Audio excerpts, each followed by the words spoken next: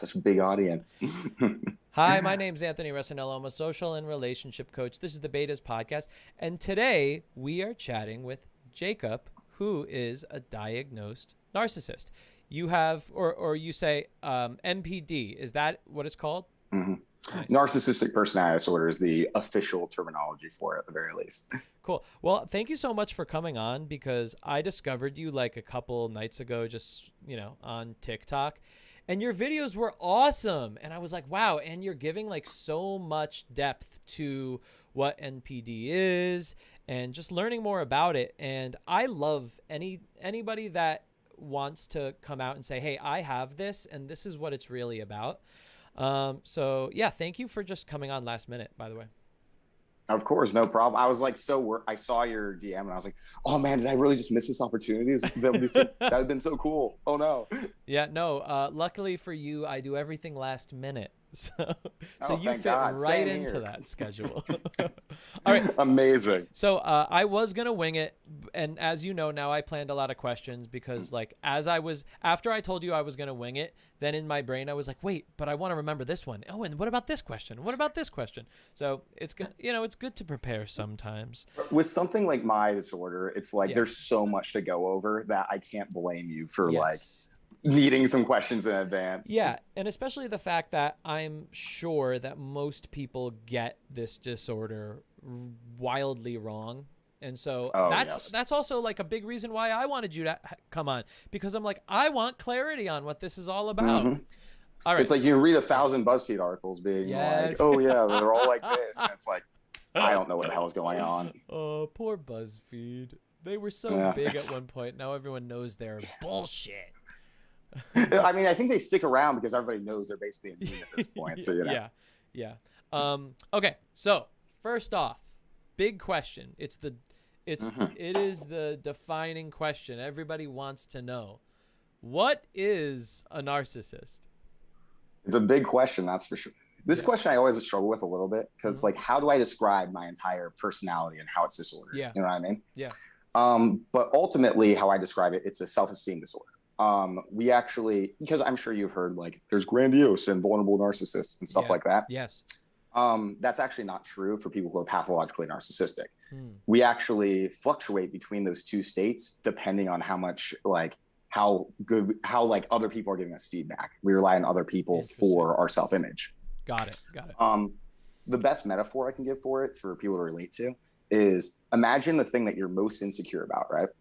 And take that thing and apply it to yourself as a person. Like imagine if somebody insults that thing that you're self-conscious about, you might get a little angry. You might try to be covering it up. You might try to say that it's actually better than other people's stuff, et cetera, et cetera, et cetera. Right. And that is the best way that I can describe it to people who don't have this disorder. You know what I mean? I hope that makes sense. Yes, it does make sense, but it just still opened up even more questions for me. So here we go.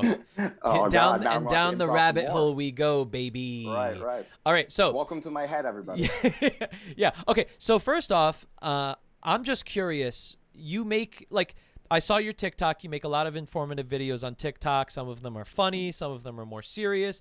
But what is your goal with doing this, with spreading this NPD awareness? So I actually started out because I did not expect this channel to get kind of the attention it's been getting lately. Yeah. At first I was just in a bad space. I was like, I need to vent about this to somebody. Yeah. Because it felt like nobody really understood my disorder. I didn't know anybody at the time who actually shared my disorder and stuff like that. And it was a pretty lonely feeling. So I made it to vent and it started blowing up. I was like, holy shit, what's going on? Yeah. And nowadays I'm basically there is so much misinformation about this. And don't get me wrong, people like me, or with just cluster B personality disorders in general, we do hurt a lot of people intentionally or not. And I think all the stigma around NPD is not only, it's breeding resentment in the people who were hurt by us, and it's preventing people like me from going to go get treatment so they can be happier and not accidentally hurt other people. Yes. So that's just kind of my goal at this point, just to tell people this is actually what's happening. Yeah. And no, I love that. It's helping both sides, both parties of NPD. Exactly. Okay. Next question. Are narcissists ever happy or content? Oh man. Well, I'm not. But I see. Here's the thing. It's hard. Obviously, it's harder to find happiness, but never content. I would say. Hmm. I think the best way, like I always say, the best way to tell if you're a narcissist, honestly, is if you feel like you have a hard time connecting to people, and if nothing you do is ever good enough. Hmm. I mean, like we're always looking to that next level to try to of achievement. Every now and then I'll accomplish something. I'm like, okay, what's the next thing? This isn't enough right now. Yeah. Or if I'm not instantly perfect at a hobby, I'll actually just give it up because I feel so ashamed about the fact that I wasn't good enough about it in the moment. Yeah. It's a Okay. sad thing. And yeah, and you already told me about the confident thing. It's more like situational and based on Yes. basically other people's approval. And so if Mm-hmm. everyone in the 100%. world is telling you you are the best person in the world, your confidence skyrockets. Mm-hmm. If It turns nobody, into grandiosity. yeah, and if nobody's paying attention to you, or if people are giving you negative feedback, confidence Mm-hmm. plummets. Now, first of all, like I think everyone has a little bit of that. So Sure. Yeah. with NPD, what is it? It's just amplified. It's to me, it becomes NPD when everything you do is focused around that self-esteem regulation. When it takes priority over everything in your life. Got it. Mm-hmm. That makes so much sense, because then that kind of reminds me of how people define the word addiction, where it's like it's not an Yes. addiction until it starts hurting your life and taking over your life. Mm-hmm. That's a great example. A lot of psychologists actually view narcissism as like a form of addiction to like attention and like positive affirmation, stuff like that. Got it. Okay. All right. What are some misconceptions about NPD, narcissism? See, you sent me this question in advance, and I Yeah. looked at that question. I was like, where the fuck do I start? Yeah. But I want to try to stick to the ones that are more relevant to your content and stuff. Yeah. And the first one I want to say is that narcissists can't love. Mm-hmm. People often talk about like the love bombing stage in pathological narcissism, right? Mm-hmm. And people assume that this is us trying to trick them into being in relationships with them. No, we get like this. It's a very intense infatuation. We very genuinely believe that we love these people. It's this need to get that unconditional love that we didn't really get as children. Mm-hmm. And like, there is a debate there. Is that genuine love? Is how we can love people even after that fact? Is that actual love? But who's to say what like love is? You know what I mean? Mm-hmm. And the other one that I want to touch on, I can touch on more obviously, but I would say the no emotions aspect. A lot of people are like, oh, narcissists have no emotions. They're cold. They do everything calculated and manipulatively. No, we are in the emotional cluster of personality disorders. We are extremely emotional. Yeah. The issue becomes that we have a really hard time identifying those emotions. And when that causes distress, we try to cover up with anger a lot. Got it. Now, I don't know you much, but just off the bat, it seems like you are aware of your emotions. So is this something that you've worked on? Is it true? Am I just reading wrongly? So let me put it this way. I'm better at it nowadays than most narcissists, not as good as normal. Like, for example, when I was younger and before I was aware that I was like this, I could identify 3 emotions, and I called them anger, bad, and good. Got it. Those were my emotions effectively. I didn't realize until recently that disgust was separate from anger. Yeah.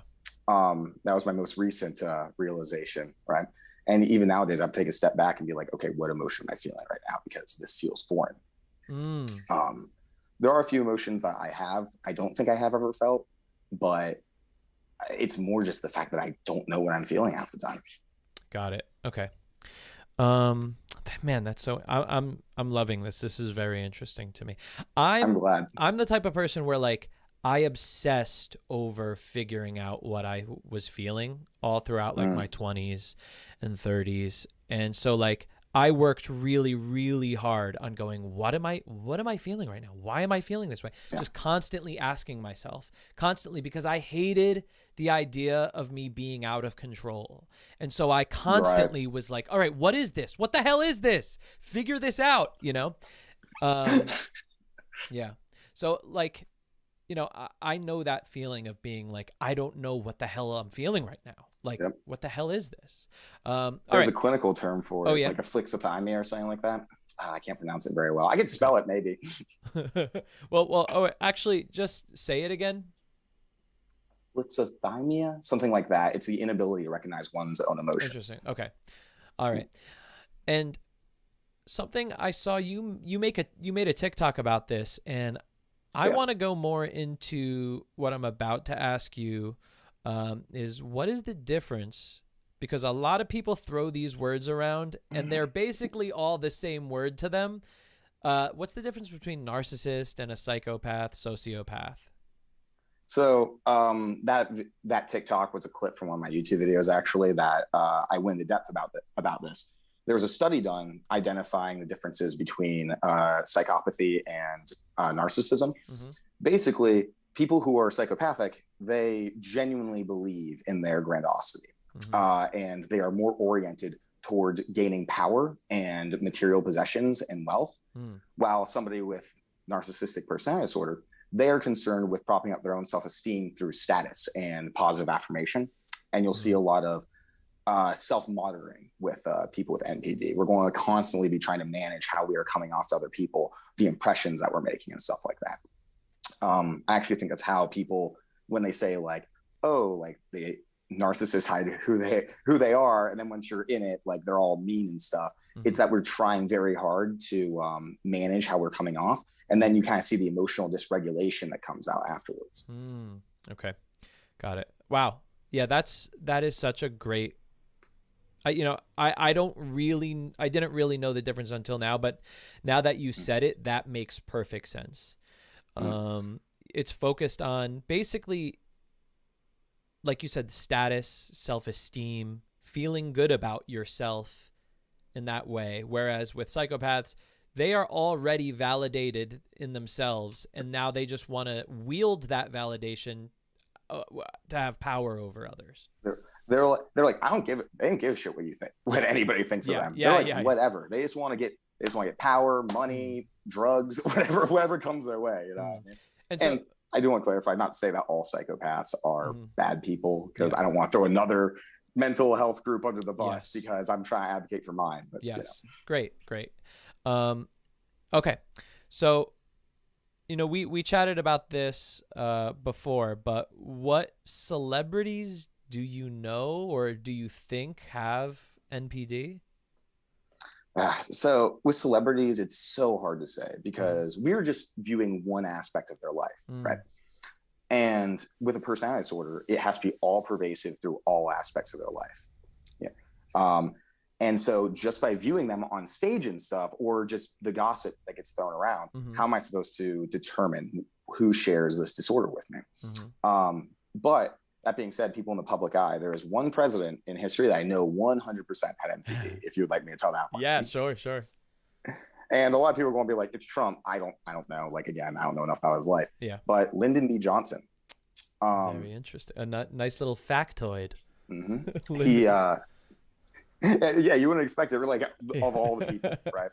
Yeah. But it's super interesting, because you look throughout his career, he's coming off as very pompous, always very domineering, always like has multiple kind of hats that he wears, trying to convince people of things. But then you listen to biographies from his aides, and they would say how whenever he was alone in the White House, he would sob uncontrollably. How whenever people were around and like it wasn't the public eye, he would ask for this constant reassurance. And that's the vulnerable aspect of pathological narcissism. It's that deep, like when you're in a relationship with somebody who's pathologically narcissistic, you're more likely to see this desperation for reassurance rather than their anger and stuff like that. That's going to be more likely to come out when they're in public and stuff. Got it. And how often will narcissists become vulnerable and like you said, sob about things? I mean, it depends on, how extreme it is for them, but it's mainly just to do with their self-esteem regulation. Again, it all comes back to that at the end of the day. Okay. Me personally, I can go in between those states like several times a day, or sometimes I can go days or eat like days. Probably I haven't gone that long without flipping between the two states, but It just depends on how much how good their life is going, how many people are like admiring them. When I got back from basic training, a lot of bad things happened in my life all at the same time. And I was stuck in a vulnerable state for like 5 months or something like that. It was not good. So, okay. Do you think that, or do you believe that narcissists can ever have a real relationship with someone, or is that impossible, do you think? I guess it depends on how you define a real relationship, right? Okay. I know the word that you used prior was transactional. Yeah. It's like, you got to put a lot of work into it. I think a relationship with a narcissist can work. It might be more prioritized around like propping up their self-esteem and everything like that. But I know with a lot of therapy that it has become easier for me to genuinely connect to people, but there is a degree of transactional stuff that still goes into it. It kind of ties into like entitlement to a certain extent. I feel at least like I'm doing a lot of things for this person. If that's not returned, well, I feel like they're treating me poorly, like I'm being betrayed, more or less. Okay. But hopefully that goes away with more therapy. Yeah. Well, that leads into the next question. On the live chat, somebody asked, what led you to get a diagnosis and seek treatment? Really good question, honestly. So when I was, oh God, how old was I? I think I was 20, I want to say. I was in a relationship with this girl, and I was being my normal narcissistic self, like just like distant. I would be just kind of dismissive of her. I had my emotional dysregulation going on. But it ended because there was this other girl that I had like a complex over. I ended up cheating on the girl that I was with. And after that happened, I was like, and this has been the mantra of my life. Why did I do that? I don't understand why I did that. Like the girl I was with, I could objectively see this person was better for me. She didn't treat me like shit, like the girl I cheated on her with did. Like, I can't understand why I betrayed her for this other girl when that was obviously the bad decision. Yeah. And that landed me in therapy. And after 2 years of trying to like hide my grandiosity and all my crap, eventually I had I basically slipped up and went on like this grandiose rant. And shortly after that, I got diagnosed. Okay. Interesting. And all right, hold on. I'm just going through the timeline here. So it sounds like you said whatever I'm doing is not serving me. So I got to figure out what the hell's going on. Is that more or less what happened? That's a really good way to put it, honestly. Okay. Because I was like, wait, this was like, that was really dumb of me to do. Why did I do that?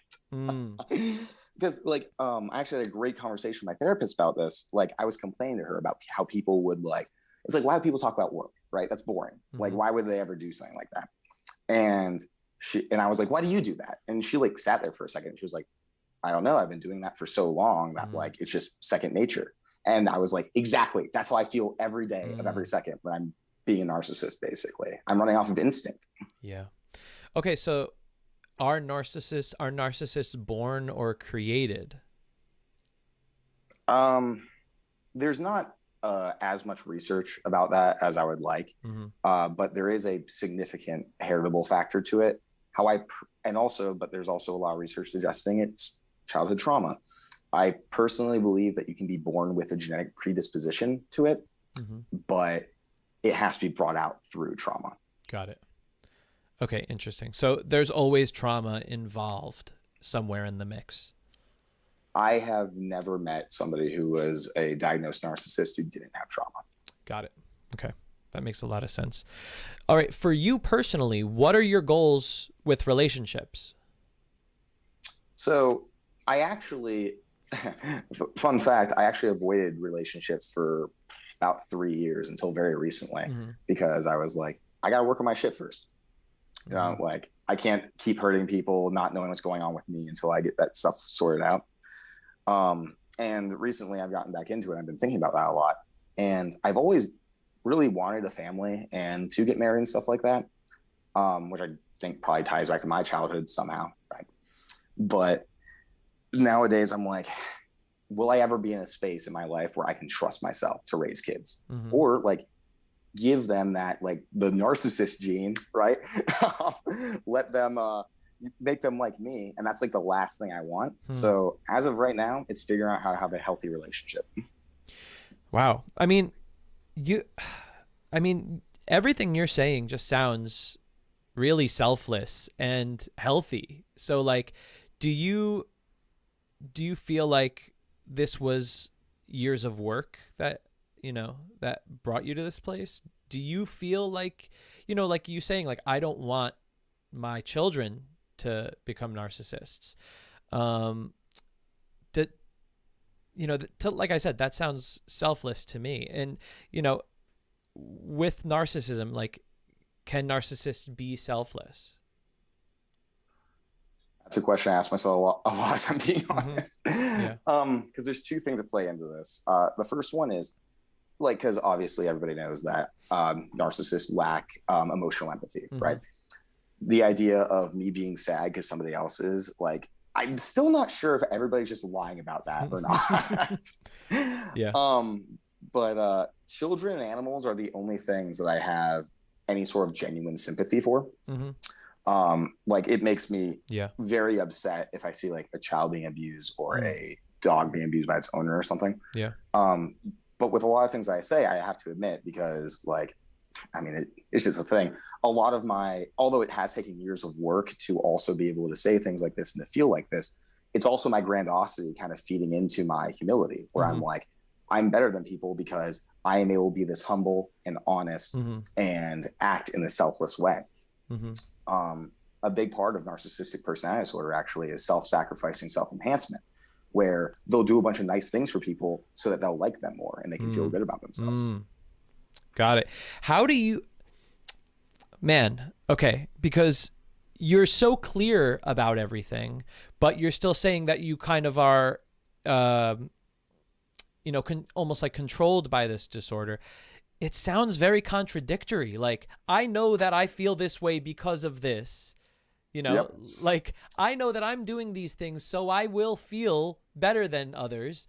So it's like, inside your brain, where are you? It's the disorder of contradictions. I swear to God. Because it's so funny, because I'm trying to think of a good way to explain it. Because, like, occasionally, like, let's say I feel like I'm being mistreated and I'll know that's irrational. And every now and then I'll be like, okay, I don't give a fuck, that's irrational. It feels real to me right now. It's so wild. Yes. Like, I have my emotional brain, my instinctual brain, and then my rational brain that are, like, basically constantly at war. Yes. And though I'm trying to constantly basically temper that instinctual part of me, there's a part of me that, like, how do I put it? There's a part of me that has kind of came to this realization of, there's a lot of these things I can't change. So I'm going to try to focus them in directions that are constructive to me and the people around me. Damn. Great answer, man. I tried. Yeah.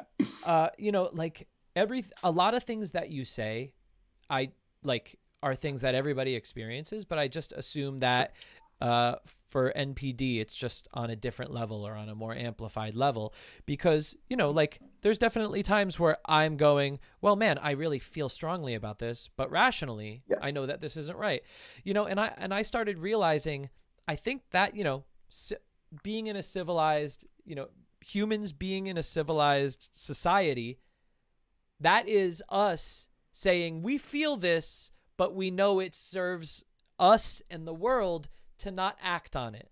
Like, it's a social contract. Yeah. Yeah. We all get angry. We all want to go, I want to frickin' but we go, but you know what? Is that really going to be good? Is that really going to be good? No, exactly. And like, I actually heard a really good, like, to kind of distinguish between, like, narcissism and then being, like, a normal person who experiences narcissistic stuff. It's like, a normal person will have this whole wide range of personality traits, right? And under specific circumstances, they may be a little bit narcissistic. They might be a little bit paranoid. They may be a little bit obsessive compulsive. But with a personality disorder, you only have that one set of traits, right? Got it. So it's like, I'm not going to ever go up to, I can't think of a great example right now, but there's a lot of things that I will go into it and I will still be narcissistic and still operating in a narcissistic way and not be able to pull upon any other parts of myself in order to deal with it. Okay. Makes sense. I do want to jump into the empathy thing because, you know, you reminded me that by mentioning it and I didn't have it in my questions. So is it true narcissists don't feel empathy for people generally? You said for children and for animals. Yes. So I do want to point out that, first of all people with NPD are different. And surprisingly, only 33% of people with NPD don't feel emotional empathy. Got it. But me personally, I don't.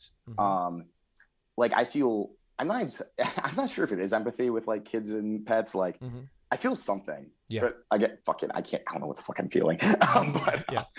It's likely with empathy. people, I hope it is. Yeah, I think it is. Yeah.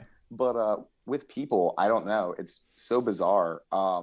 Like I can't imagine somebody feeling an emotion in front of me and that affecting my mood at all. The most that happens, I might get irritated that they're experiencing these things that I think, because I might think their reasons are dumb, if I'm being honest. Yeah. And so I might get irritated, but I don't, like, it genuinely doesn't make sense to me. Okay. May I present you with a hypothetical circumstance, hypothetical situation? Sure. And I'm just curious to see like how you would react to this emotionally. Okay. Then you're like walking outside. The nicest looking old man in the world kind of like comes up to you with like the warmest smile you've ever seen and just is like, hello. And you know that like this man only wants to make you feel good. He sees a younger person and he's like, oh, wow, what a beautiful soul, whatever it is. And first of all, you see that guy, maybe you say hi back. Do you think, oh man, what a nice guy? If I was walking away from him, my first thought would be, oh man, did I come off weird in? Okay. So you were thinking about like, oh shit, what did I do wrong? Yeah.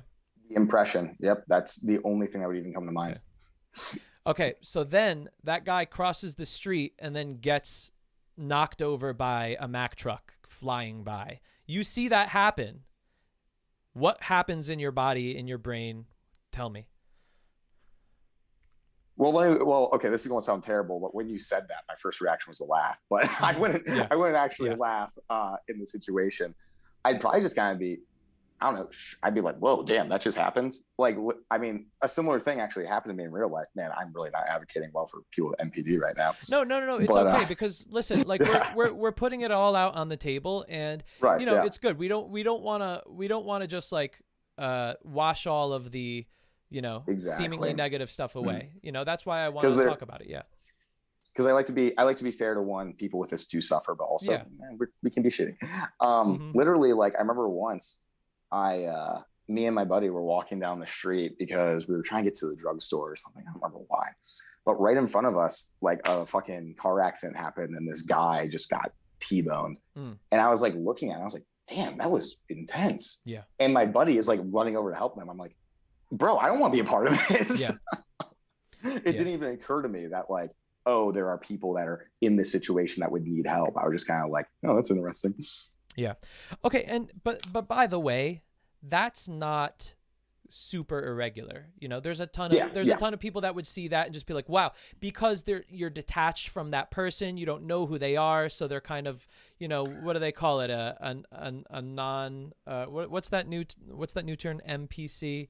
You know, whatever it is. But if I'm saying if you met that person, the sweetest, you saw this beautiful person give you some sort of love, selfless, and then they got knocked over by a truck, I think I would probably cry. I would feel horrible. Yeah. Okay, I'll give you a much more intense example than that. Sure. So I was in the Army. I don't think I mentioned that. And I had a buddy there who, like, I was in the National Guard, so Army. But I had a buddy there, and me and him were pretty good friends, and I really liked the guy, but he shot himself. And I remember going to the funeral and being like, God damn it, everybody's going to know that like I'm faking my emotions right now and stuff. I didn't feel anything. Got it. And like at first I was like, oh, this is just shock. And then, but I mean that I've had multiple people in my life that I, in my way, cared for. Yeah. And it just didn't, it did not resonate emotionally. I'm not saying it never will, but it just doesn't. Got it. As far anyway. Got it. Yeah. Thank you for being really honest about that. And yeah, this is the type of stuff that I really am fascinated with, and I want to think about this more, just to get a different perspective. Okay. Here's some more questions. Do you like being a narcissist? Mixed bag. Honestly, because like, let me put it this way, when I feel grandiose, fuck, I would love being, if I could always feel like that, I'll be a narcissist every day. But when I fall into those deep, vulnerable depressions, like there is nothing in the world that I want more in that moment than to not be a narcissist. Got it. And there's a lot of things like I feel empty a lot. I have a hard time connecting to people. I am constantly bored. All those things and I hate needing the affirmation if other people feel good about myself. Oh, I despise that, because that's a dependency on people. Yes. I hate that. I would say that honestly, I look at personality disorders kind of like there's goods and bads to them. And if you learn how to manage the bads properly, you can really use it to be like a really good and well-adjusted person, but there's always going to be pros and cons. Got it. Okay.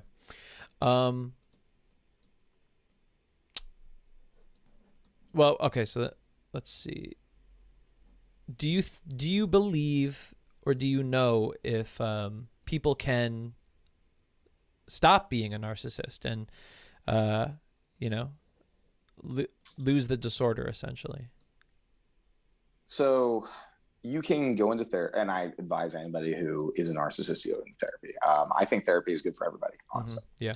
I mean, it helped me a lot, but there is so it's basically like, imagine, I'm sorry, it's really hard to explain, but imagine you were in a world like where there was only narcissists, right? You'd be able to kind of adapt to that kind of society, right? And be able to function like a normal person within that context, but it'll never quite feel right, like you're always going to have like some knee-jerk reactions that are not conducive to that society. But on the upside, a study showed that 53% of people with narcissistic personality disorder who were in treatment for a 2-year period went into remission. So it's very possible for us to change and be like adaptive. Wow. Do you want to no longer have, like, do you wish that you would no longer have narcissism, or is that just doesn't really matter to you? It's like, so basically what I'm asking, and I don't even know if this is the right question, but would you rather learn how to like healthily deal with NPD, or would you rather wish there was a world where it would just disappear one day? Like that's such a good question, because like at this point, because it's like when your personality is a disorder, right? You're like, well, like it's almost impossible for me to comprehend what my life would be like without that. Like, how can I know if I would prefer not to think like this? Yeah. And that seems scary because my narcissism has helped me in a lot of situations. Yeah. I would say that if I could restart my life, I would do it without the narcissism. But at this point in my life, I think that I would prefer to keep it. Okay, got it. And listen, that makes a lot of sense. It's like, well, I don't even know what it's like to not have this. So that like, it feels like I'm losing what I've built, how I've built myself to survive this all my life. And now I'm going to lose it and go into this new world. Yeah. So that makes a lot of sense. Okay. So now I just have a question about, for somebody that might be in a relationship with a narcissist, what is the best way to actually have a healthy, lasting, positive relationship with a narcissist, if that's possible, if you even recommend that? Well, the first question I would have is, are they diagnosed and in treatment? Got it. Because it's in my mind, completely separate beasts right there. Wow. Because if they're in treatment, you can have and they're diagnosed and they know that's a thing. You have very open conversations with them about it and be able to address it as it is. I'm not suggesting that if they are diagnosed, like address every problem you guys have in your relationship through that lens, but like if you know what you're dealing with effectively, you know exactly, and he knows or she knows where their problems are.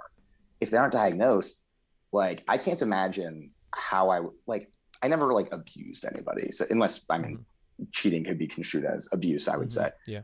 But like being in a relationship when my behaviors were so ingrained and I had no idea what was problematic and what wasn't.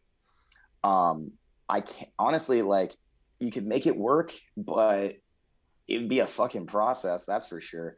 Yeah.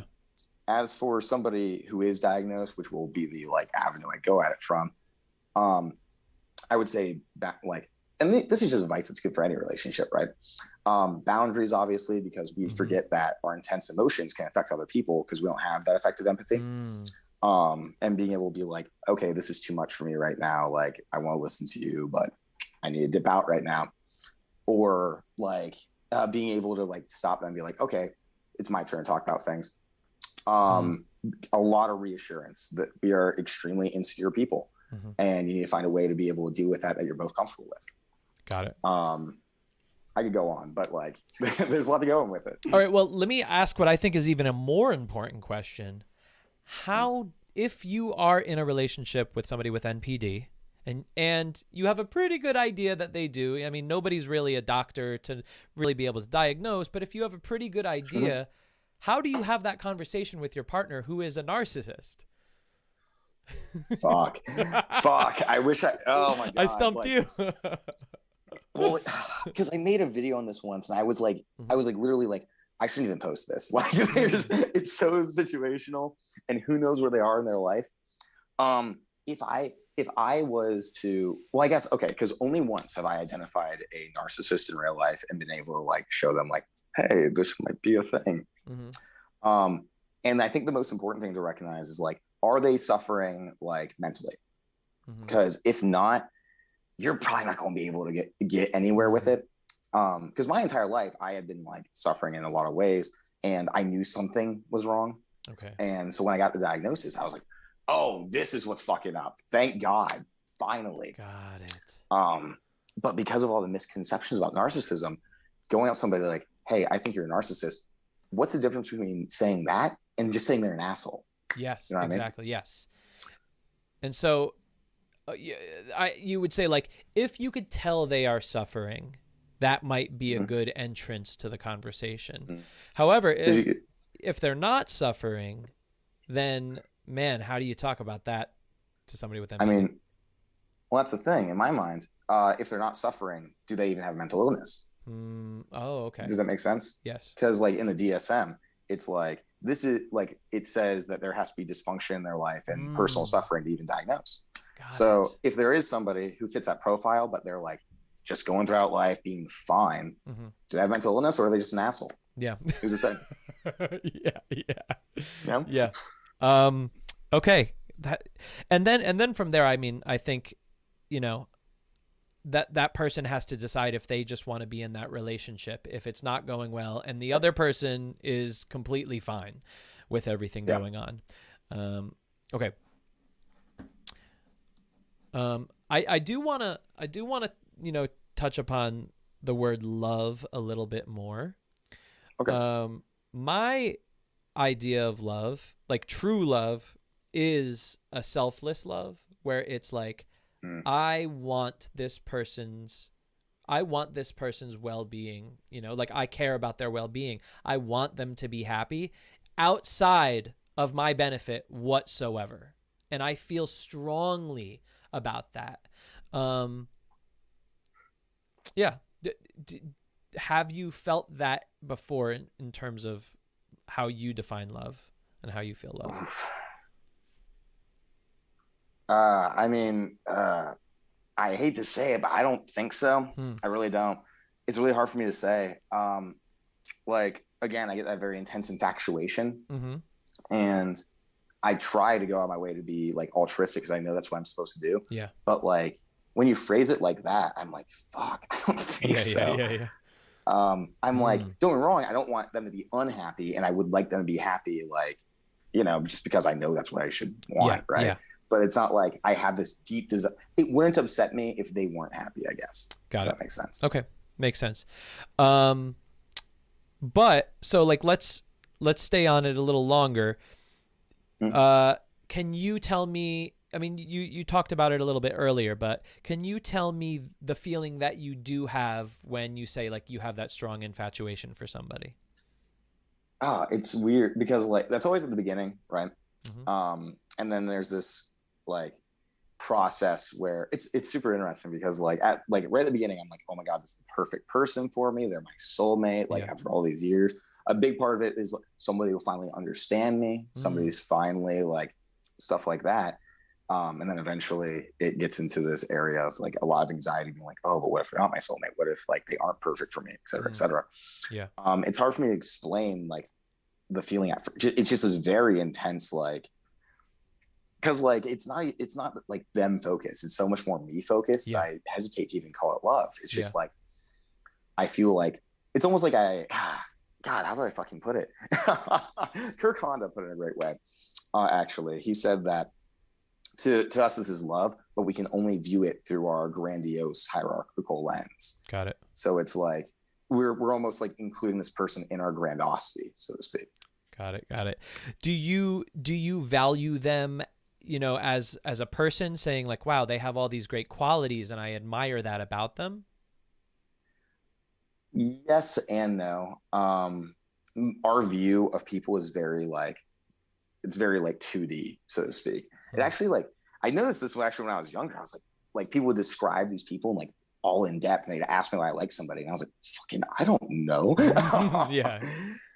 And like with enough time, and knowing that I have this diagnosis, I've been able to be like, yes, these are things I admire in this person, but usually it's like a fixation on like one of their main traits that like draws me in like that. Like my one ex, I was like, oh my God, she's so like virtuous and stuff like that. She's such like a kind person. And that was my entire focus on who she was as a person. And later on, she like complained that like I didn't view her as her own person, just somebody to fit in my narrative. Right. Got it. It was like, oh, I'm like this degenerate rake, and like this perfect woman is like with me, basically using her as like an extension of my narcissism. Okay. That makes a lot of sense. Yeah, man, you are so good at explaining this. Thank you so much. This is really helping. I trust me. Yeah. I studied for years trying to fucking get why I act the way that I do. Holy shit. So I'm glad that I can help other people understand it, because it's confusing as fuck. Okay.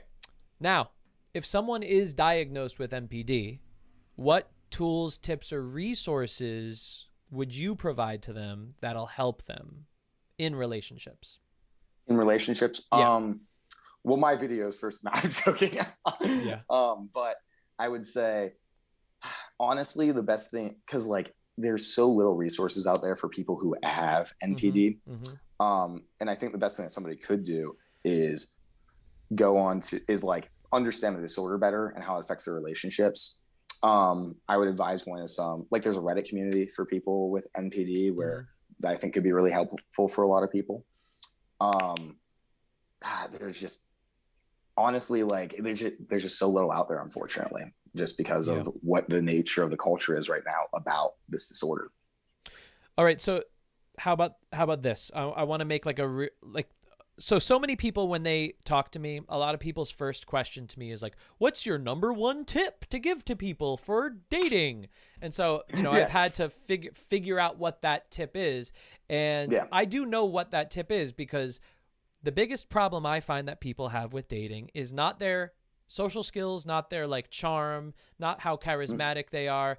It is that they do not know where to find people that they like and like them back. So they go to like, so say for instance, somebody that's really into like a hipster or somebody, you know, they go across the street to a sports bar where people are pumping their fists and watching sports and, you know, like two completely different, and then they go there and they wonder why can't I meet anybody? I suck. It's me. And Right. the real situation is there's a ton of different kinds of people in the world, and you're not going to be able to fit with every person, but find the people that you do fit with, and then you're going to feel like everybody likes you and that you're good with a lot of people. And that's if everybody focused on that the most, they wouldn't have to focus on their social skills, because most of the time their social skills are going to be similar to the tribe that they enter and their interests and all that type of stuff. And also they'll have interesting things to talk about with them, et cetera, et cetera. So if somebody comes to you and says, all right, I think I might have NPD. What do you think I should do outside of getting therapy? I'm going to get it. What is the biggest tip you have for me? Oh, fuck. Oh man. Oh gosh. I would say just honestly, until you know yourself good enough, question everything. And like, this isn't good because we also have really bad imposter syndrome, but like basically question everything you do and how it could be irrational, until you're at a point where you know that like what is irrational, what isn't. Because I mean, fucking especially when I was younger, like anything would just set me off. I'd immediately go on the attack because I was so ruled by just my instincts. And I would say until you're farther enough in treatment, until you know enough about your disorder, go into it with like, even if you feel like everything about what they're saying is wrong, think there might be a grain of truth in that. And you shouldn't attack until you know exactly what that is. Got it. Okay, cool. I like that. Okay, next question. If somebody's in a relationship with a narcissist and that relationship ends, what's a good way to amicably part ways so it's not, they're not at each other's throats, they don't hate each other, Oh, fuck. Okay, so honestly, this is one of the things that I'm not sure if there is a good way to go about something like this. Because people with NPD, we have a very strong fear of abandonment. Yeah. And also it's like a blow to our ego effectively. And it's like, it depends how the relationship went, but if you're initiating it and leaving them, that abandonment anxiety is going to get triggered. And so is that, like, because in the past I've been with women who I was with one girl who ended things with me. And like, we had this really long conversation. She was like, you have to understand, like, I'm not like, it's nothing to do with you. It's just that like, I'm not in a place right now. Yeah. And I'm like, I don't fucking believe you. Yeah. It's like, I don't fucking, like, there was nothing. And to this day, I don't think I believe it. Yeah. Because to us, any rejection like that is we take it as we're a flawed person, or they think we're a flawed person, stuff like that. And it brings back all that shame. Yeah. Fuck, I really wish I had a better answer to that, but like, I can't think of anybody in my life who I've had a breakup or a falling out with that ended in a good way, if I'm being honest. Got it. Okay. And do you believe, now here's a tricky question here. Do you believe having NPD is a red flag in dating? So should people, if they sense that somebody is a narcissist, should they steer clear? Is this I guess it comes back to that one question I said earlier. Are they diagnosed and telling you they have NPD? Okay. Because if they are, because there's kind of two levels to this. I feel like on one hand, if they are diagnosed and they tell you, that shows two really good things. One, they're willing to be vulnerable with you, because telling somebody you have NPD, that's one of the most vulnerable things that somebody can do nowadays. And two, that means they're in treatment. So I think that's honestly a green flag at that point. Maybe not a green flag, but like not a red flag. Yes. Okay. And then on the other hand of it, if you think somebody has NPD, well, it's like, here's the thing, you're not a therapist, you can't diagnose them, but if you get that gut instinct, then even if they don't have NPD, there's obviously something about them that is putting you off guard. And so you probably don't want to be with them. Okay.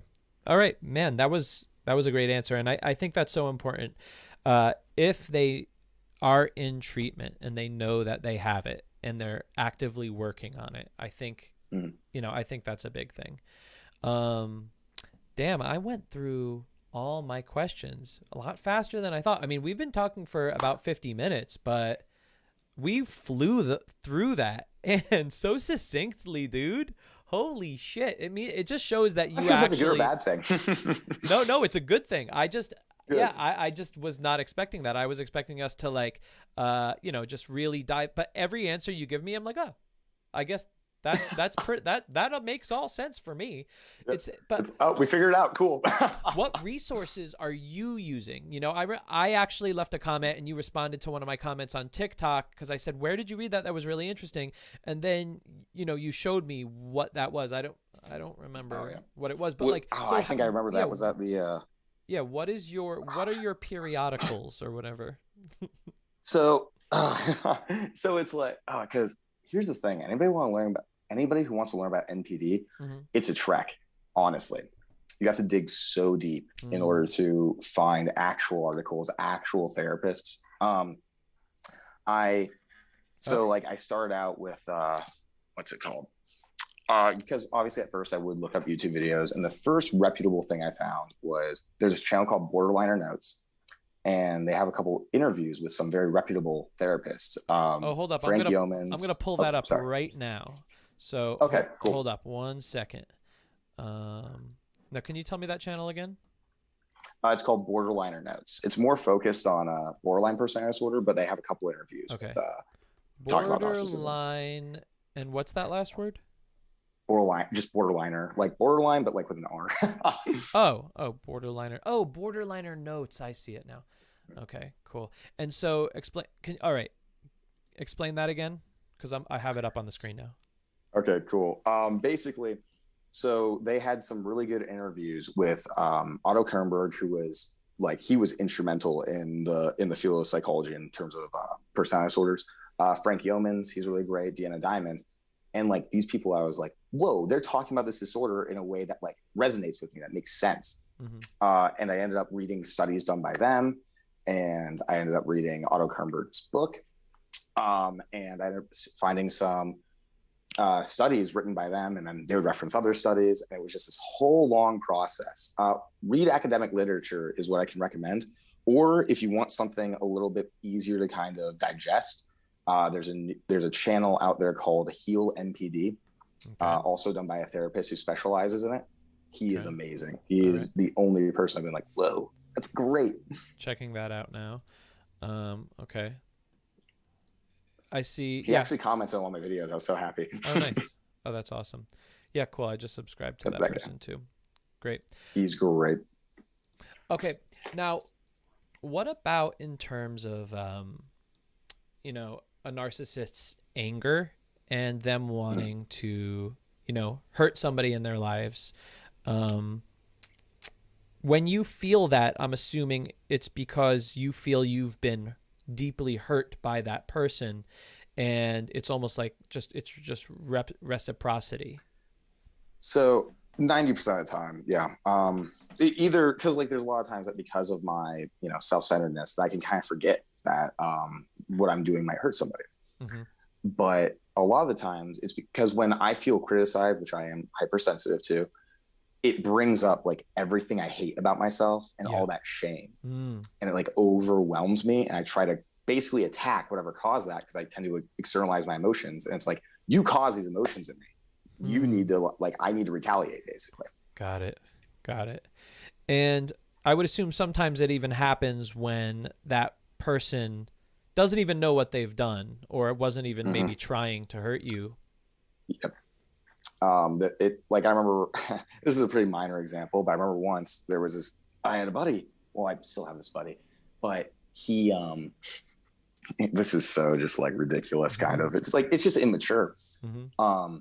He had this this Super Bowl party, and he had a group of friends over, and I wasn't invited. And I remember for the entire night I brooded over it, being oh man, he's trying to slight me right now. He he hates me or whatever, and he's trying to get back at me with this. And so I sent him this long angry text in the morning, and he was like, hey bro, chill. It wasn't like that. And we were able to talk it out, but things like that I just take these innocuous things just so personally all the time. Have you found ways to temper that?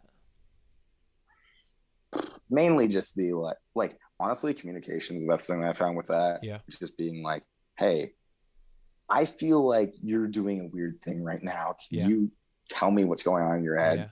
Because otherwise I'm going to assume the worst possible situation, which is they're trying to either insult me or hurt me, whatever.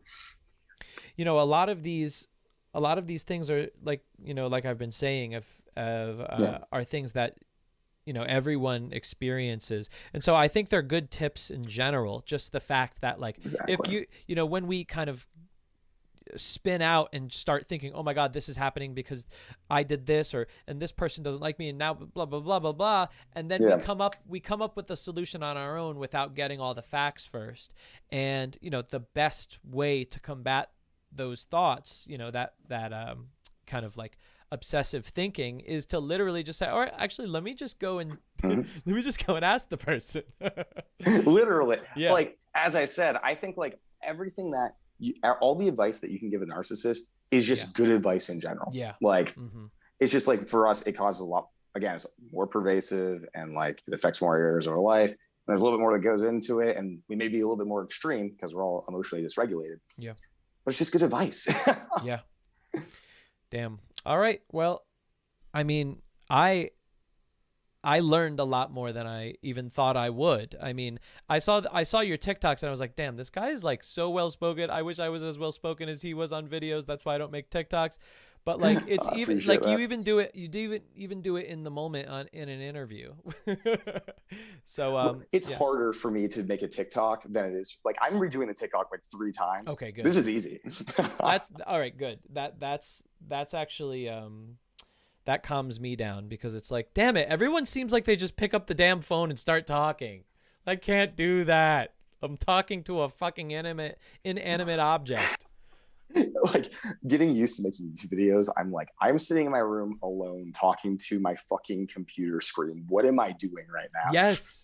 Yeah, when I make like reaction videos on my YouTube channel, I have intense anxiety making those, because it's like I have to act like I'm talking to a friend, but I'm talking to my wall right now. And if anybody saw me doing this, it would be weird as hell.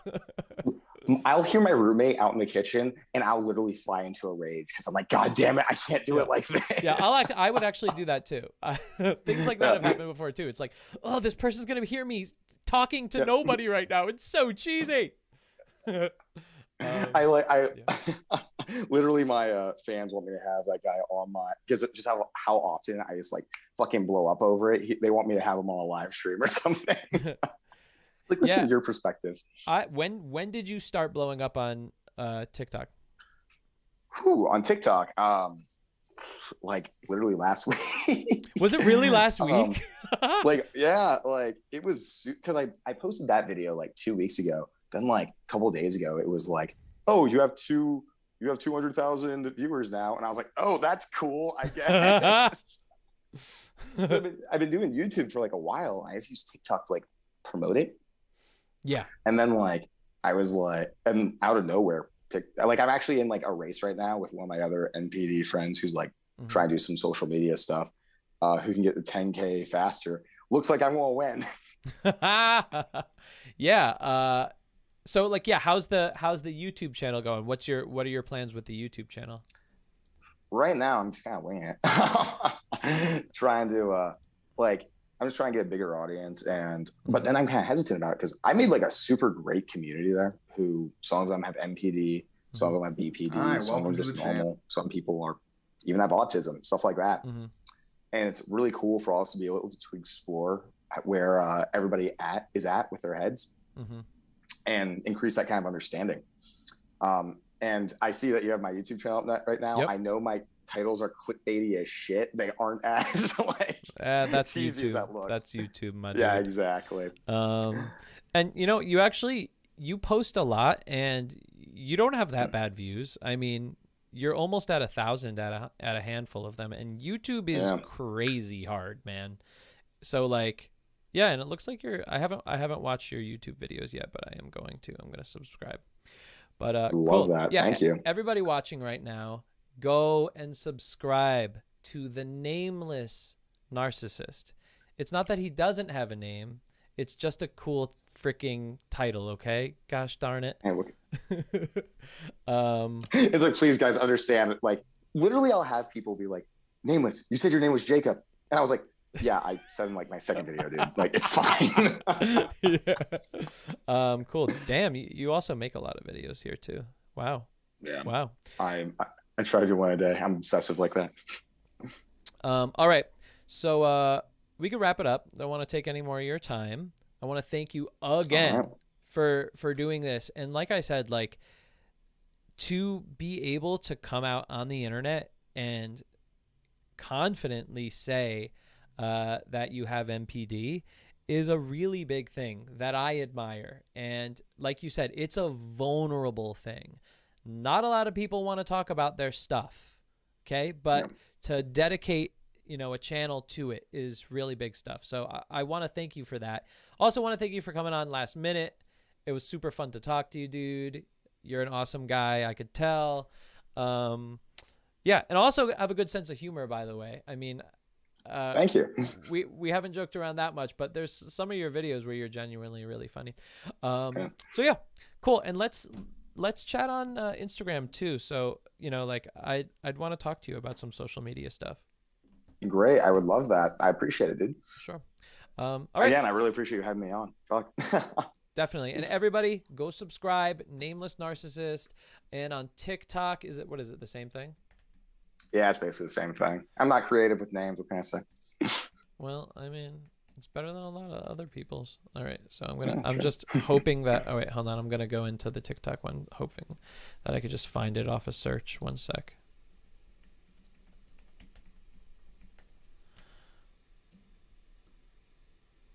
Come on. Duh. Making me verify I'm not a robot. God. All right, here we go. Like, what if I am a robot? Exactly. Just discriminating. Yeah, why can't I watch videos too? Yeah. All right, it's the Nameless Narcissist on TikTok, and yeah, it's you got a lot of great videos, and they're just they're to the point and succinct, which is what I love. So great, awesome, buddy. Thank you so much for coming on. Again, thanks so much. Everyone do anything again, feel free to let me know. Cool. Yeah, I definitely will. And I know that, I mean, I'm looking at it in the chat, and I know that a lot of people benefited from this too. Okay. Oh, I'm glad. All right. I'll talk to you later, dude. Later, bud. Thank you. All right. Well, there you go. So, I mean, I already saw his videos on TikTok, so I knew he was going to be a cool guy. I know he was going to be a good dude. But man, for him, like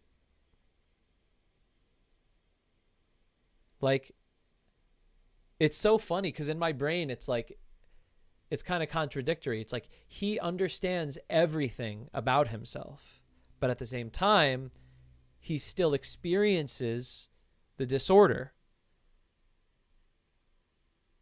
Yeah, that's just so interesting to me. But I just love that he's putting this out to the world and that he wants to help people. And yeah, cool. Hey, I don't see anybody in the mock dates room on Zoom. So let's just talk about stuff, y'all. Number one, the betas membership. It's been available for a couple months now. If you click down below, you can hit join and then you become a member of the betas community. What does that get you, everybody? Well, first off, you get to hang out with all of the other members in the Discord. Discord is like this chat room on steroids. And you get to hang out with all the other members. If you see all of the people in the live chat right now with green names and a heart next to their name, they're members. They're awesome members. To be a member, it's 16.5 cents per day. And we're doing a lot of fun things there. After each stream now, we're going to have a group video chat, kind of like a little after party. So all the members are going to come together, and there's probably some members that haven't done it yet, haven't hooked up their Discord yet. Now's the time. We jump into the kind of like group video chat. Hey, look, Daniela, one of like the empress of the betas community gifted one beta's podcast membership. I don't know exactly how it works. I think it, based on how I saw it happen last time, I think it just randomly goes to somebody else that's watching right now or in the live chat. So we'll see what happens there. But you could also gift memberships if you want to give memberships to other people that can't afford it. 16 cents a day. So yeah, we're about to go into the group video chat. Now, in this group video chat, listen, we're all introverts here. A lot of us. There's some extroverts too. Everybody's welcome. But if you feel like you just want to listen in the group video chat, you could just go on mute, no video, and just kind of listen to the conversation. Some people want to chat without the video, but they do want to talk. Do that too. Or you could go full Monty, baby, and just and do video and audio. And then there's also like a little like text, you could do a live chat there too while everybody's video chatting, send links, if you are silent, you could chat on there. But it's really fun. Like, listen, we have a really, really welcoming, beautiful community of people that are interested in social skills, relationships, just self-help, being happy, getting into good relationships. So tomorrow, we also, in part of the community, tomorrow, we're doing a movie night every Friday night at 6:30 p.m. Pacific, 9:30 p.m. Eastern. I'm trying to find the time where it kind of caters to everybody in America, even though I know not everybody here is in America. But we're going to be watching the 1996 movie Swingers, Vince Vaughn's first movie, famous director Jon Favreau's first-ish movie, and just an amazing movie in general. It's a movie I grew up on, and the movie's basically just a bunch of guys in their 20s and 30s living in Los Angeles, hitting on girls at bars and parties. That's the movie. It sounds like a really shallow movie, but it's just such an amazing movie. It's so, so, so good. It's the movie that started Your Money, Baby, all that type of stuff. If you are just joining the membership or you are a part of the membership, but you don't have a Discord, if you look in the live chat right now, Daniela just posted how to connect the Discord to your YouTube account so you could fully actually access. Oh, you know what? Oh no, I don't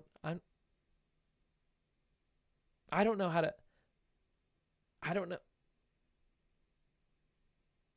I got to figure out how to let people figure that, learn that as soon as they become a member. Maybe I'm going to copy Daniela's thing and then paste it into some, I don't know. I got to figure it out. There's so much. So yeah, we're doing a after party right after the stream. After that, Friday, we're doing movie night. Also, my book, baby. If you've heard about it, if you haven't heard about it, this is the God Pill. This is the foundation to what attraction, confidence, and happiness is, especially for introverts. Anybody can read this. You don't have to just be an introvert. I mean, it applies to everybody. But it is focused on introverts. It's within the context coming from the perspective for introverts. This book is a short read. It's still a lot of pages for me. But it's very, very simple, basic, foundational, but extremely powerful. This is the book that I obsessed over making for the past, 20 years of my life. Just kind of figuring this stuff out on my own. All of my 20s, I really worked extremely hard on my well-being, on my happiness, on my confidence. I was a person that experienced situational confidence and also just random confidence. Sometimes I would feel on top of the world and sometimes I would feel low. And that even was outside of, the world's effect on me. It was just random. And I was like, what the hell is going on? Why can't I just want to feel good all the time? That is what this book is. It makes you feel confident as fuck happy as hell, and in turn, extremely attractive and charming. And it's all in here, easy read. You can get it in the link in the description. You can get it by paperbook, hardcover, ebook, audiobook, and now what? Video book? So you can get it. It looks like Daniela made another Beta's podcast gifting. Or is it the same thing? Oh, somebody has to click it. Oh, is that what it is? Daniela says click it. So I'm going to bring up the Godpill webpage so you guys can just check it out, what it's all about. If you want the video book for free, well, you go to Skillshare, and I have the link in here. So let me show you guys. All right, so here's where you could buy the book. I've been working on this freaking so long, so I'm going to talk about it, y'all. If you want everything, it's $64 altogether. You get the ebook, the audio, and the video book. And if you want the hardcover or paperback, you go to Amazon right here. If you're an Apple Books reader, there's Apple Books. If you say, I don't want to be tied to Amazon or Apple, you could just download it off my website. Here's the audiobook too, video book too. Or if you want the video book for free, well, click that Skillshare link, everybody. And you will get the video book for free, just with a free trial of Skillshare. It's a month-long trial or a couple weeks or something like that. It all depends on what kind of trial you got. And if you already have Skillshare, then it's also for free because you're not paying anything extra for it. And so that's that. It's here. It's great. It is the book that I will be talking about, and hopefully others will be talking about in many years. If anybody asks me very basic questions about how to be attractive, confident, or happy, I'm just going to say, looky, looky, baby. Looky, looky, baby, looky. I'm going to say that to them. And let's check out the chat, because I love talking to my betas. It was so weird. Wait, where's the chat? Oh, duh, I didn't set up the chat. I got to do that. Hold on. Hold on, y'all. I'm setting up that chat. Don't you worry. Coming up quick and fast. Don't you worry. I'm going to do it. Don't you worry. Chat's coming. I'm trying to like be entertaining while I'm doing this. All right. Hold on. It's coming. It's coming. Come on, baby. Come on, give me. Show me that chat. Show me that chat, baby. Who got the membership? Did anybody get Daniela's membership yet? All right, we're going to read. Here we go. Hold on. Hold on. Here it is. Okay. All right, here we go. So let's check it out. Who's talking? Oh, actually, I like to put it over here so it looks like I'm looking at it on the screen. Hold on. Okay. I just want to see.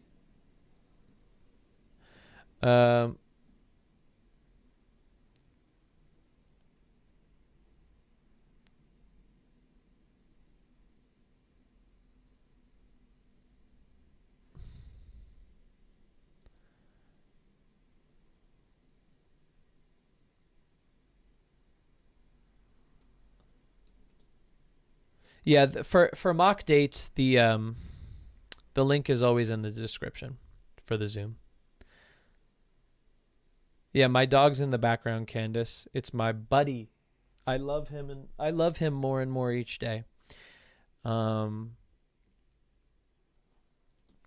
we're not going to do mock dates today because nobody's in there. That's okay.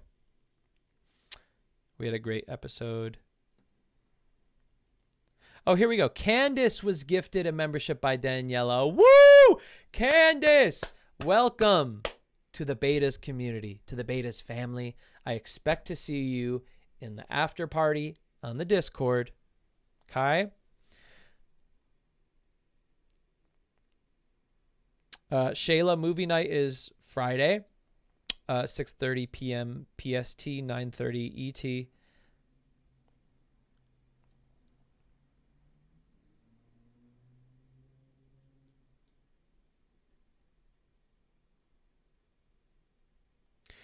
It looks like Daniela is just doling out these memberships like the empress that she is, the queen she is. So this is just amazing. She's an amazing person. Okay. Hold up. Let's see.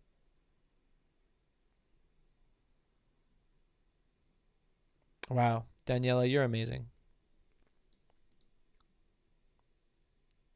Daniela is basically Beta's Mr. Beast. I can agree with that.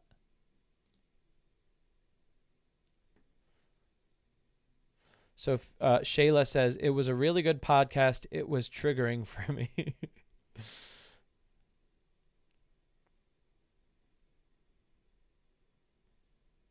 Let's see.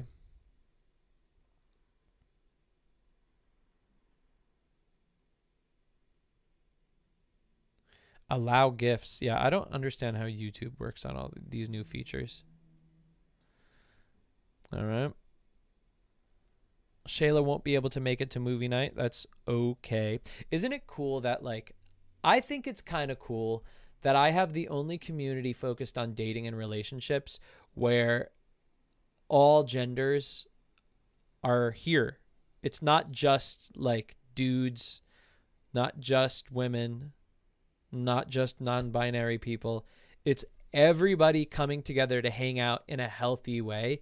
I literally don't think there's any other community like this. So I think that's another really huge positive. Okay. All right. Well, Travis said he found the interview relatable. Nice. Okay. All right. Well, Nirmay Narayan says Godpill. Well, Godpill. Who here is God-pilled? Who here got the book? Read the book, saw the book, whatever. I like books that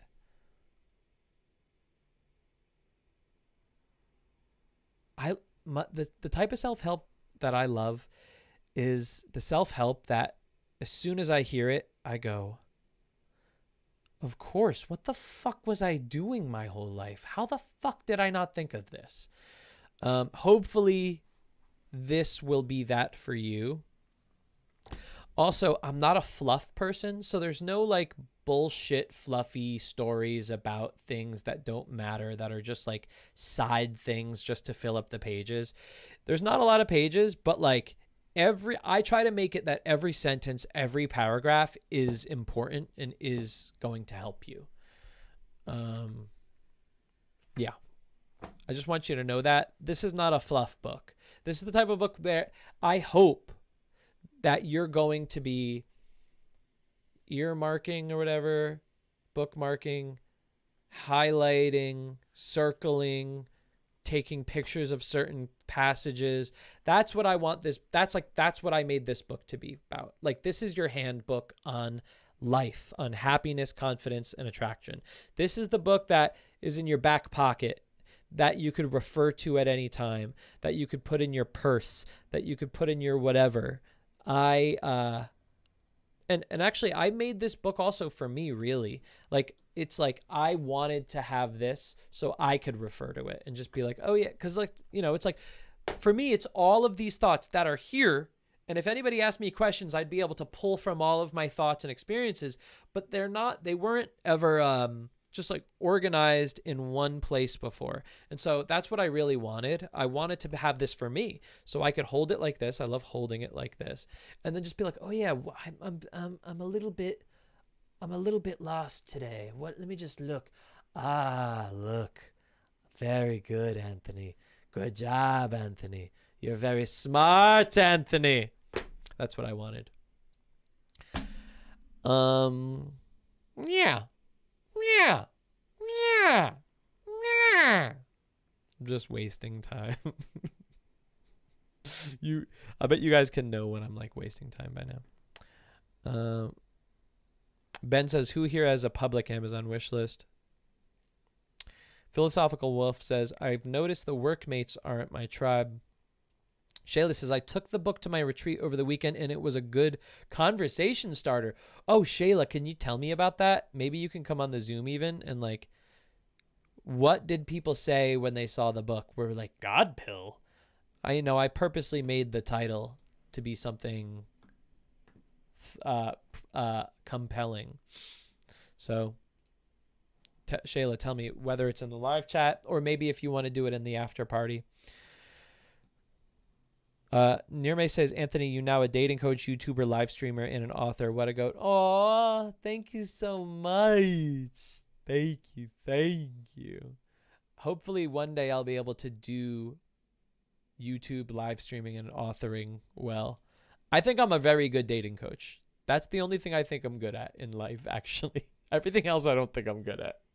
I do think I'm a really good dating coach, social coach, relationship coach. I mean, I've obsessed over it. Yeah, Ben says, could have made it white pill. I know, but it would have just been like playing into like, oh, we have a new color, everyone. I want people to be like, God pill, what the fuck is that? That was kind of the, the idea. Or the Greek letter for beta. See, if I said beta pill, then people would just be like, why do I want to read a pill? Why do I want to learn about a pill that's just how to be a beta? Yeah, God pill is a flex. And it is a flex. I mean, truly, the reason for calling it God pill, aside from just, owning the owning the red pillars, is that it is meant to basically, it is going to create the result that, like Buddhists do when they become enlightened. When you become enlightened, and I don't think I'm enlightened, but when one becomes enlightened, they don't feel like they're not constantly dealing with anxiety. They're not constantly dealing with low self-esteem. They're not constantly dealing with sadness. They are feeling great most of the time. They're feeling confident most of the time. And they are being attractive to people most of the time. Now listen, I am not enlightened. I am a fallible human being. I am not perfect. However, I strive to always be better. I strive to always hit everything that's in this book. I work really hard at it. And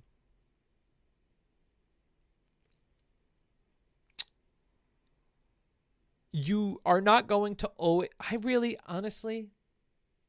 really think it's probably like 0.0001% of humans that actually are enlightened and stay enlightened for the rest of their life. I mean, I think it would be a beautiful thing to access. I just don't think it's realistic. I do think that, we're always going to get a little bit anxious. We're always going to maybe feel a little bit shitty about ourselves, not feel that attractive, right?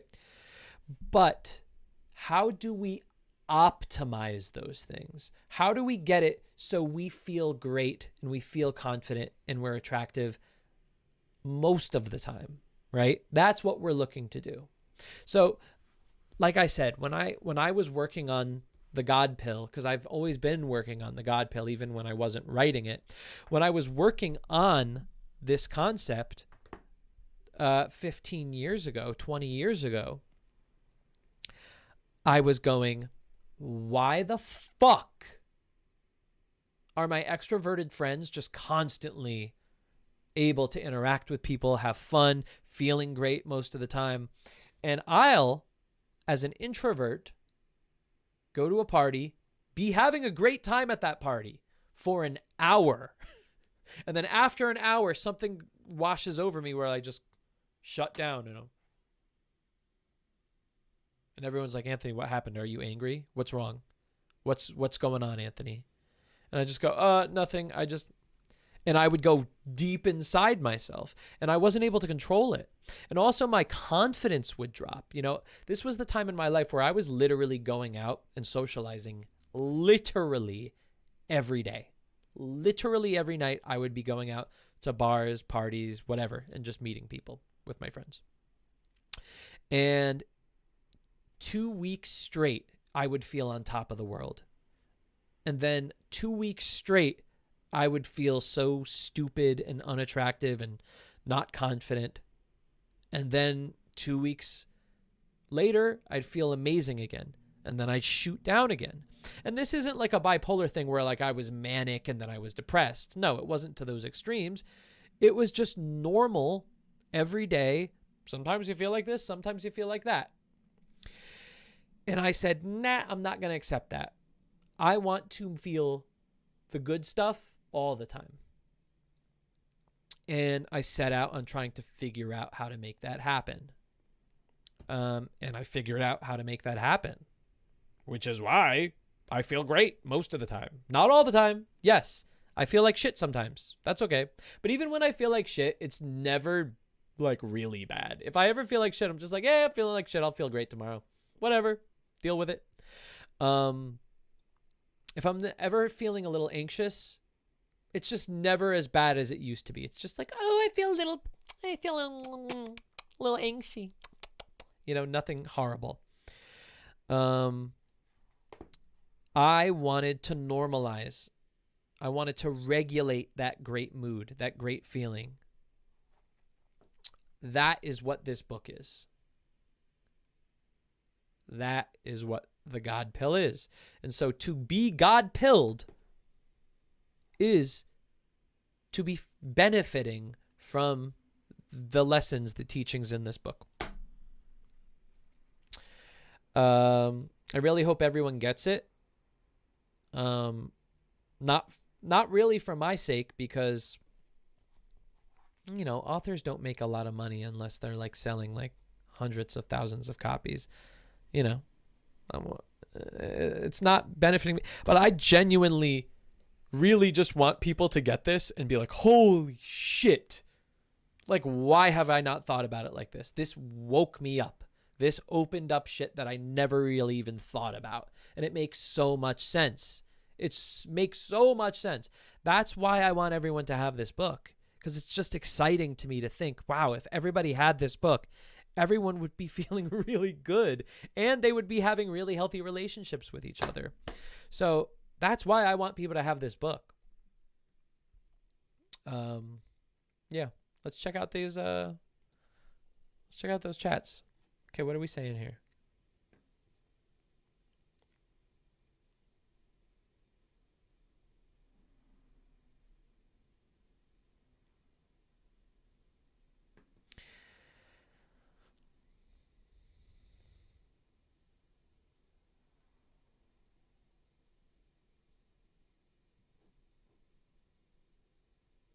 Oh, also another thing, because Ben says own the red pillars. What I really want, the reason why I called it the God pill, is because I want it to sound better than red pill. I want people to go, oh, there's even a higher one. If I just had colors, it would feel like an alternative and not a better. And this truly is a much, obviously we know that, much, much, much, much better. The other thing about it is I say a solution to the toxic red pill philosophy. It's because I lightly touch upon why people do red pill, the effects of red pill, how red pill is structured. And basically the way I think about it is red pill says, I notice society's shallow standards, and here's how to match them. Here's how to win the game that society has told me to play, right? That's red pill. I would say. God pill is saying, I acknowledge that these are the standards of how society wants me to do things. And I acknowledge that I can do it better. I acknowledge that I am not going to play in the sandbox that everyone else is playing. I am going to rise to another level, and in doing so, will bring others out of that sandbox and to that other level. Okay? This is not a better person. It's just leaving a headspace and entering a healthier headspace. That's all. Yeah, we've all hypnotized ourselves to be shallow as fuck. Why? Capitalism. Capitalism. Capitalism.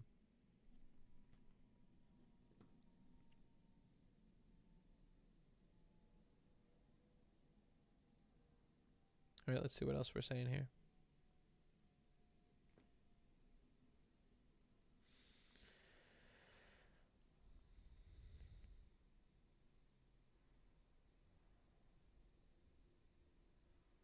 The other cool thing about this book is there's a few anecdotes of me coaching, because before I was on the internet, I was too stupid to be on the internet, and I just coached one-on-one in person, in field. So in other words, going to bars, going to parties, going to cafes, going to bookstores, and literally coaching people on their social skills. So I spent so many years coaching people just firsthand. And I don't know where I was going with that. Where was I going with that? I don't know. I'll remember it.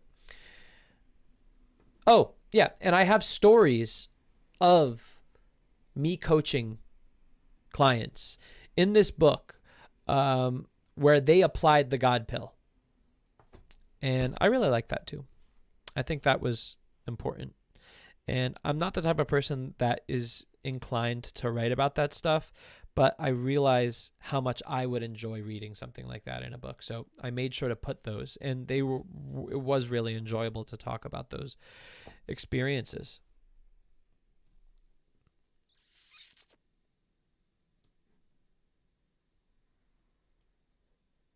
All right.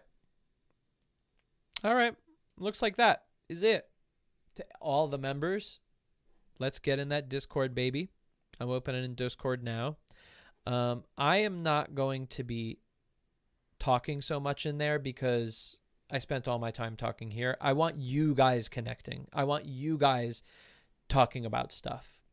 And also, I don't want to have the vibe where, like, you know, it seems like I'm the leader of the group. I don't want that. There are no alphas in the betas community, not even me. And so, like, I want everybody to just be chatting with each other. And I'll be listening, and maybe I'll be, like, putting in the text place to be talking to you guys and just responding and just, you know, as I'm listening. But, yeah. All right, guys, get in the Discord. To anybody that's not a member yet, become a member. Connect your Discord to your YouTube channel. To your YouTube account. Get in here, chat with us. We're chatting all day long, having fun conversations. And we have fun things, like I said, after parties, movie nights, and you get discounts on products. I'm going to be releasing a really big program that's going to be expensive. I'm going to be releasing it this year or very early next year. And you're going to be getting a big discount on that when you become a member. Yeah. So and also, you know, you get fun custom emojis in the live chat, which I think is cool. I like that. So that's that. I love everybody. I will see you in the after party. Great episode today. That was fun. That was really fun. I'm going to be spending this week figuring out the studio situation, so it's not just me as a floating head, but you'll see my body and a couch and blah, blah, blah.